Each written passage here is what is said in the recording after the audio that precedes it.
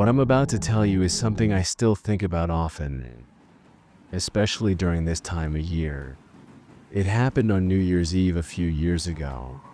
I was driving to my parents' house to celebrate the new year with them.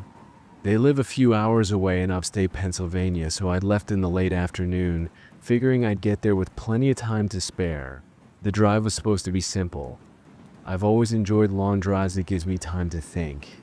But that day, the weather had other plans. About an hour into the journey, light snow began to fall, just flurries dusting the windshield. I thought it was pretty and harmless. But as I kept driving, the snow came down harder and harder until it became a full-blown blizzard. The highway turned slick, visibility dropped, and my little sedan wasn't handling the conditions well. When my tires began slipping on even small hills, I knew I had to pull over. I found a spot on the shoulder, far enough from the road to avoid passing cars, not that there were many on the road by then. I texted my parents to let them know what was happening. They were worried and offered to come to get me, but I refused. The storm was too dangerous. I reassured them that if things got worse, I'd call the police. I was hoping the storm would ease up, but it only got worse.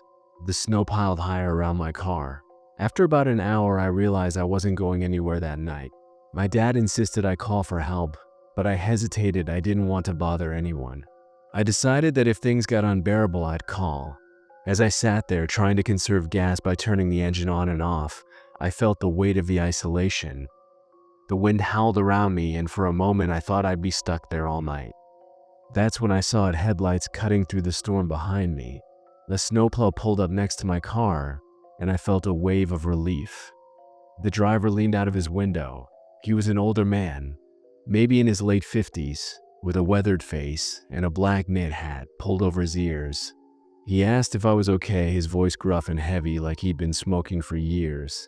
I explained my car couldn't handle the snow, and he nodded thoughtfully before offering me a ride. At first I hesitated. He seemed a little off, but staying in my car all night wasn't an option, so I agreed. I grabbed my bag and climbed into the cab. At first the warmth was comforting, and I felt the tension in my shoulders ease. I told him where I was headed, and he nodded but didn't say much. But as we drove, I noticed something strange. He wasn't heading in the right direction. My GPS clearly showed we were moving away from my parents' house. When I asked him about it, he calmly said we were taking a shortcut through the back roads. His tone, however, made my stomach twist. I started noticing other things: the empty liquor bottles rolling on the floor, torn maps stuffed into the side pockets, and worst of all, a knife wedged between the seats. My heart raced as I realized I wasn't safe. That's when I saw a house in the distance, the only one for miles. It felt like my only chance. I waited until we were close, then grabbed the door handle and kicked it open. The cold air hit me like a slap, but I didn't stop. I jumped out, landing hard on the snow. My leg flared with pain, but I got to my feet and ran toward the house as fast as I could. The man shouted something behind me, but I didn't look back. I reached the house and pounded on the door, screaming for help. A man and woman answered, pulling me inside. I collapsed on their floor, gasping for breath as I told them what had happened. They didn't ask questions. They called the police immediately.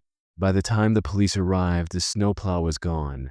The officers said searching for him in that storm would be nearly impossible. They drove me to my parents' house and helped arrange for my car to be towed the next day. To this day, I can't stop thinking about what could have happened if I hadn't trusted my instincts and jumped out of that snowplow. I was lucky to make it out,